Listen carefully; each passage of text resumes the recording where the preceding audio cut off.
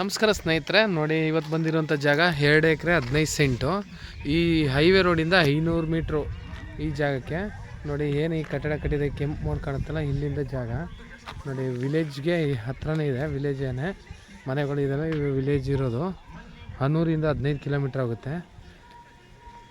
ಬೆಂಗಳೂರಿಂದ 155-160 ಕಿಲೋಮೀಟ್ರ್ ಆಗುತ್ತೆ. ಮೈಸೂರಿಂದ 95 ಕಿಲೋಮೀಟ್ರ್ ಆಗುತ್ತೆ ಜಾಗ. ಒಳಗಡೆ ಹೋಗ್ತಾಯಿದ್ದೀವಿ ನೋಡಿ. ತುಂಬ ಚೆನ್ನಾಗಿದೆ ಜಾಗ, ಕೆಂಪು ಮಣ್ಣು. ಬೋರ್ ಹಾಕೋಬೇಕು ನೋಡಿ. ಅಕ್ಕಪಕ್ಕ ಮನೆ, ತೋಟದ ಮನೆಗಳು, ಅವ್ರು ತೆಂಗು ಹಾಕೋ ಜೋಳ ಹಾಕಿದ್ದಾರೆ. ಪ್ಯೂರ್ ರೆಡ್ ಮಣ್ಣು ನೋಡಿ. ಬಾಕ್ಸ್ ಆಗಿ ಸ್ಕ್ವೇರಾಗಿ ಉದ್ದಕ್ಕಿದೆ, ಸ್ವಲ್ಪ ಲೆಂತಾಗಿದೆ. ಅಲ್ಲಿ ಏನು ಕಟ್ಟಡ ಕಾಣುತ್ತೆ ನೋಡಿ, ಅಲ್ಲಿ ತನಕ ಇದೆ. ಅದು ವಿಲೇಜೇ, ಮಲೈನ್ಪುರ ಅಂತ ನೋಡಿ. ತುಂಬ ಚೆನ್ನಾಗಿದೆ, ಜನರಲ್ ಪ್ರಾಪರ್ಟಿ. ಜಾಗ ಬಂದು ತಾರ್ ರೋಡ್ಗೆ ಇದೆ.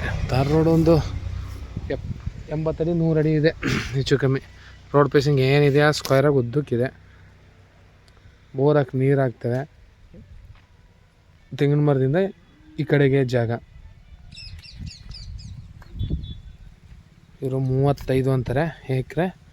2 ಎಕರೆ 15 ಸೆಂಟ್ ಬರುತ್ತೆ.